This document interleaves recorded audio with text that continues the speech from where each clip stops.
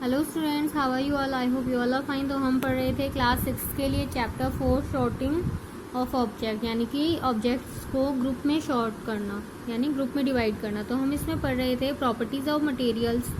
ठीक है, इसमें हमने क्या पढ़ा था कि अगर हम टम्बलर किस किस का बनाते हैं, टम्बलर अगर हम क्लोथ का बना देते हैं तो क्या वो सक्सेसफुल होगा? नहीं होगा, कि बिकॉज वो वाटर को होल्ड कर ही नहीं सकता।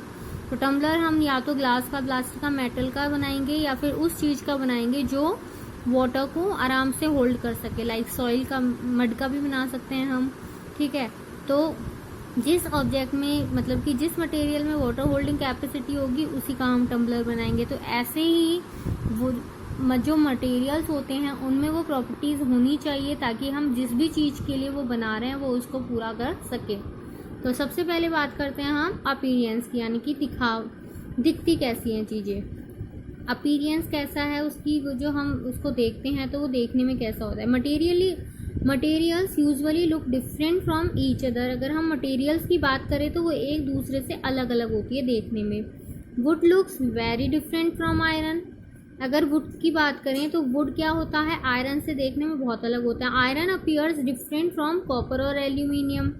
आयरन की तुलना अगर हम कॉपर और एल्यूमिनियम से करें तो ये आयरन, कॉपर और एल्यूमिनियम, मतलब कि ये क्या होता है, इनसे अलग होता है देखने में। At the same time there may be some similarities between iron, copper and aluminium that are not there in would.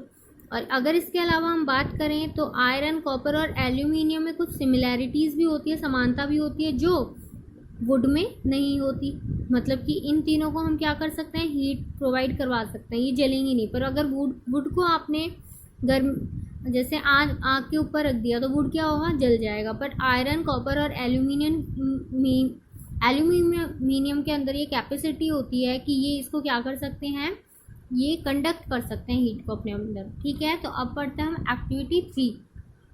Collect small pieces of different materials, paper, cardboard, would, copper, wire, aluminium sheet, chalk. Okay, तो आपको कुछ छोटे छोटे pieces अलग अलग materials के collect करना है, जैसे पेपर हो गया, कार्डबोर्ड हो गया, वुड, कॉपर हो गया, कॉपर वायर हो गया, एल्यूमिनियम शीट हो गई, चॉक हो गया। ठीक है, do any of these appear shiny. इनमें से आपको कोई भी ऑब्जेक्ट शाइनी लगता है? अगर हम बात करें पेपर की तो ये भी शाइनी नहीं होगा, कार्डबोर्ड भी नहीं होगा, वुड भी नहीं होगा, कॉपर वायर क्या होगा, शाइनी होगा, एल्यूमिनियम शीट भी शाइनी होगा, चॉक भी शाइनिंग नहीं होगा। तो इनमें से शाइनिंग ऑब्जेक्ट कौन कौन से होंगे, कॉपर वायर और aluminium sheet. Okay, so separate the shining materials into a group. तो सेपरेट कर लिया हमने। Now observe as a teacher cuts each material into 2 pieces and look at the freshly cut surface। यानी कि अगर हम इन सभी मटेरियल्स को 2 भागों में काटें तो हर मटेरियल को जहाँ से काटा गया है तो उस काटने वाले सरफेस को हम अगर ध्यान से देखेंगे, व्हाट डू यू नोटिस, हमें क्या दिखाई देगा, does the freshly cut surface of some of these materials appear shiny। तो काटने के बाद इनमें शाइनिंग हमें दिखाई दे रही है। Include these object also in the group of shining materials. तो अगर दिखाई दे रही है तो इसको भी हम शाइनिंग मटेरियल्स के ग्रुप में ऐड कर सकते हैं। Do you notice such as shine और lustre in the other materials, cut them any way as you can.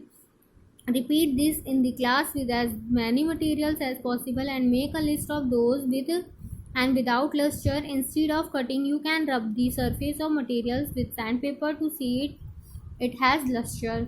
तो अगर हम किसी भी ऑब्जेक्ट को कट करेंगे तो हमें पता चल जाएगा कि वो लस्चरस है या नॉन लस्चरस है। लस्चर का मतलब शाइनिंग, नॉन लस्चरस का मतलब जो शाइन नहीं करता हो, ओके, डल। तो हम बहुत सारे ऑब्जेक्ट, जैसे आयरन है, आयरन शाइनिंग ऑब्जेक्ट है, अगर हम उसको कट करेंगे या सैंड पेपर से अगर हम उसको रब भी करेंगे तो वो शाइनिंग करेगा, तो इसका मतलब वो लस्ट्रस ऑब्जेक्ट है। ठीक है, चॉक को अगर हम कट करेंगे बीच में तो वो शाइनिंग नहीं करेगा, तो वो नॉन लस्ट्रस ऑब्जेक्ट है। Okay, cutting pieces of materials to see if they have lustre. देखो, ये एक ऑब्जेक्ट है, इसको अगर हमने बीच में से काट दिया तो इसका ये वाला जो पार्ट है ये क्या होना चाहिए, शाइनिंग करेगा, ये लस्ट्रस ऑब्जेक्ट कहलाएगा। ठीक है,